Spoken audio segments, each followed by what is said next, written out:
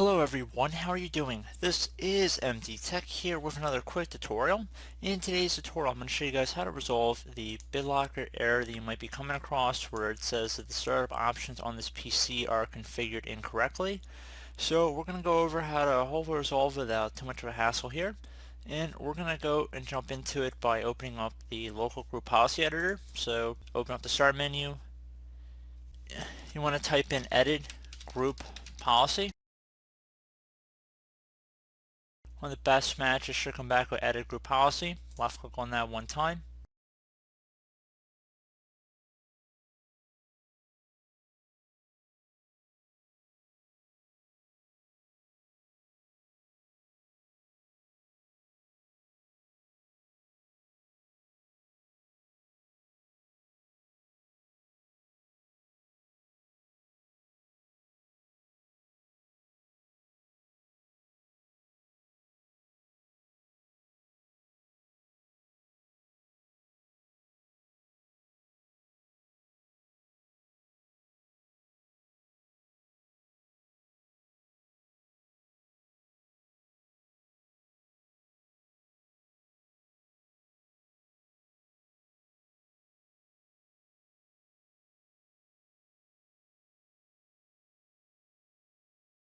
Okay guys, so now that we are in the local group policy editor, we want to go and expand underneath computer configuration. So you do not want to be working in the user configuration section, so I'm actually going to just minimize and collapse that view.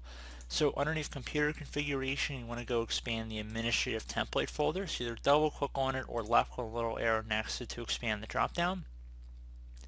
Do the same thing for Windows components, so expand that one as well.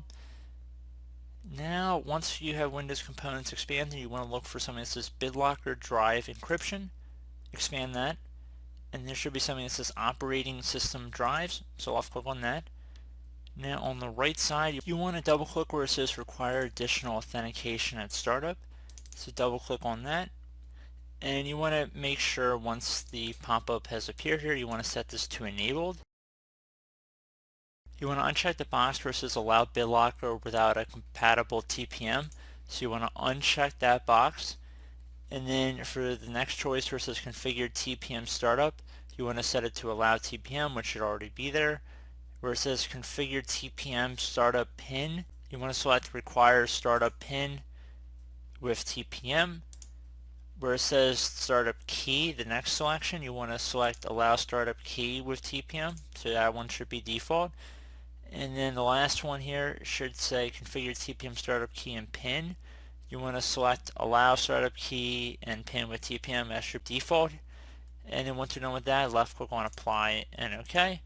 And that should hopefully be about it, guys. That should get you guys back up and running here. So as always, thank you for watching this brief tutorial. I do hope I was able to help you out, and I do look forward to catching you all in the next tutorial. Goodbye.